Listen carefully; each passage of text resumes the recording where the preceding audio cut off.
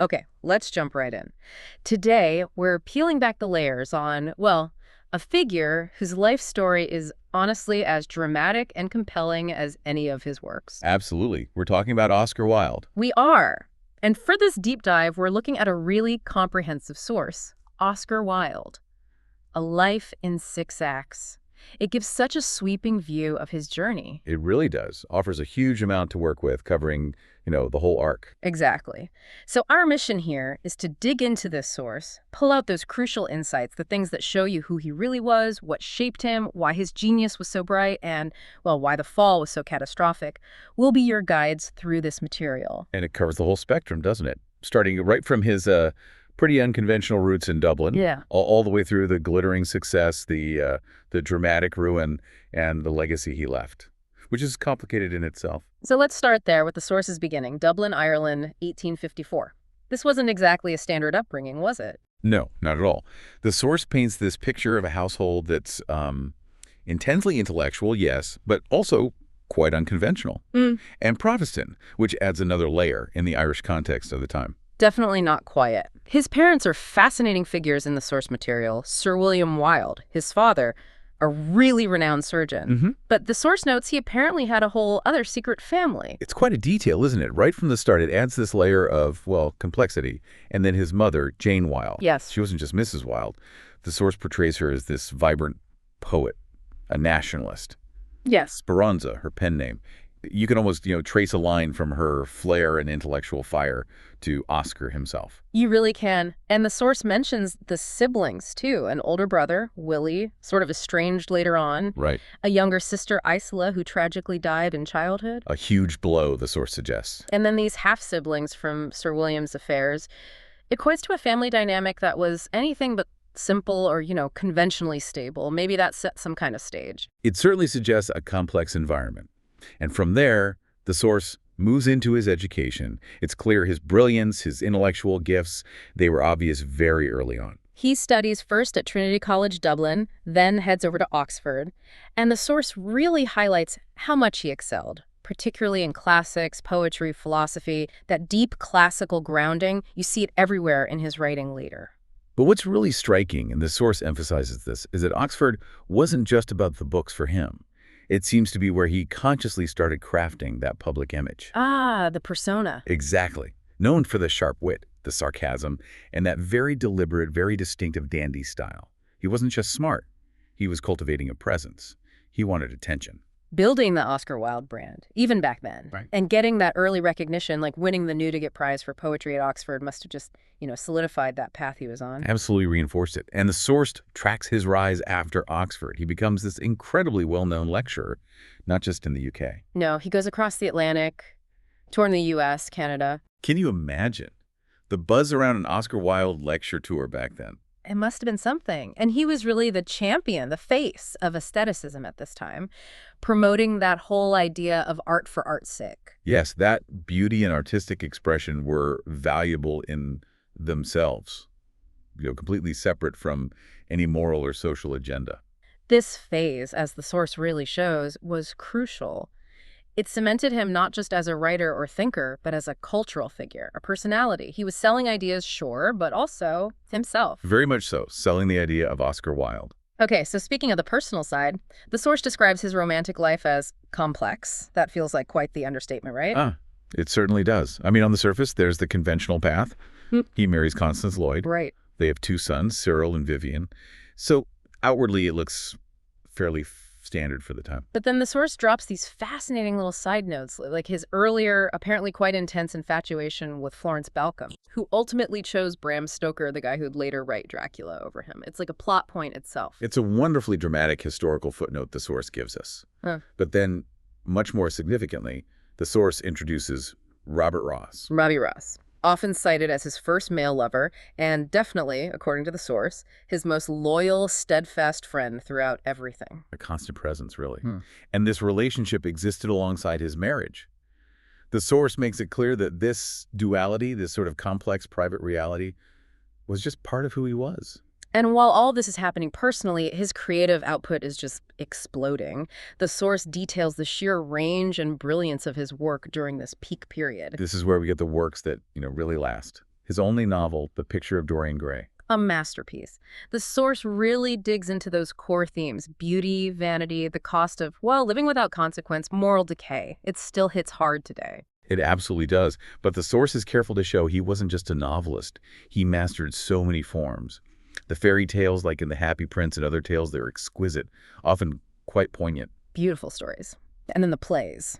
From the sheer wit and brilliance of The Importance of Being Earnest Peak Wilde. to the more controversial, intense Salome and his poetry too, which takes a much darker turn later on, of course.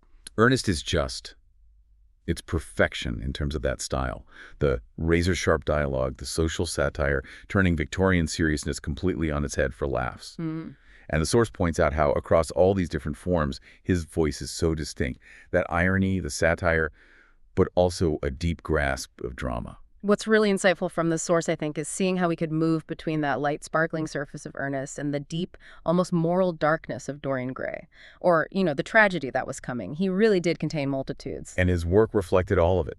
So he's at the absolute top, famous, celebrated, producing these incredible works. And then the source brings us to the pivot point.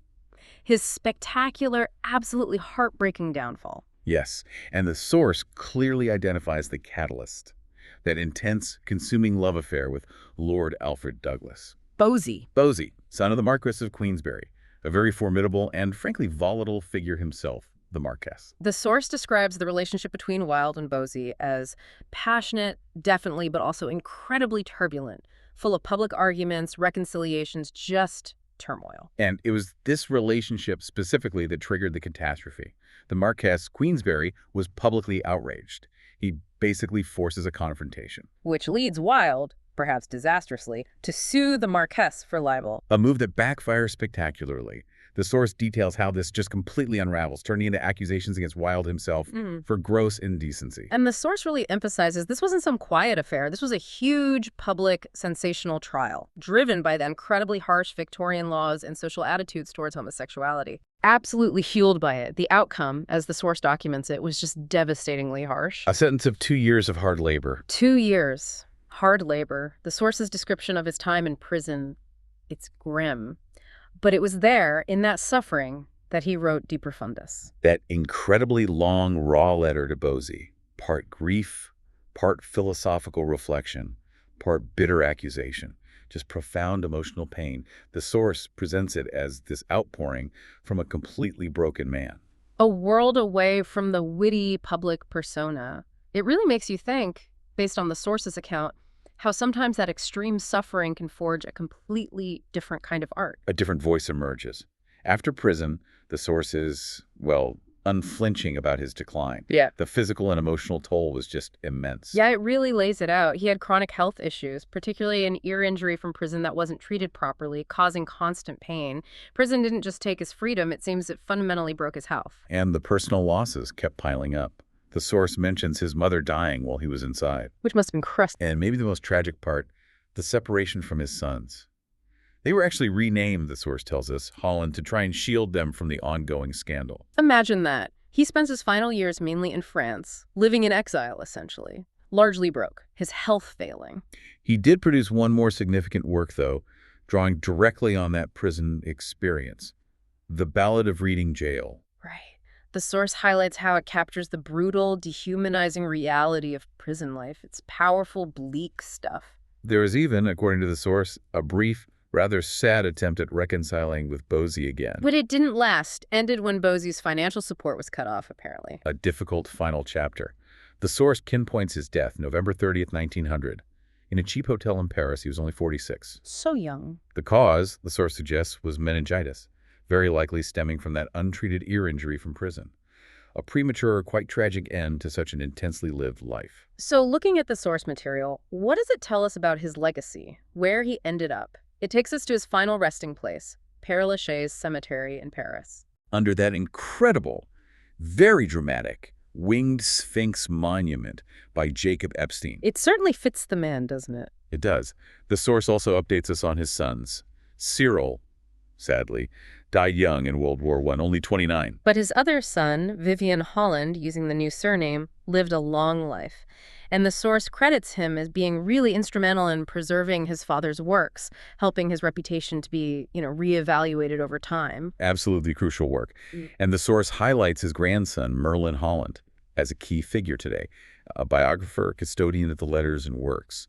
The family has really guarded that legacy. So when you step back and look at the whole picture, which this source allows us to do, it's just so clear why Oscar Wilde is still such a cornerstone of English literature. His work, whether it's the satire, the wit, the profound insights into, well, us, human nature, it still feels remarkably alive, doesn't it? Relevant. Completely. He's remembered, as the source ultimately suggests, for both things: the dazzling heights of his genius and fame, And the stark tragedy of his fall.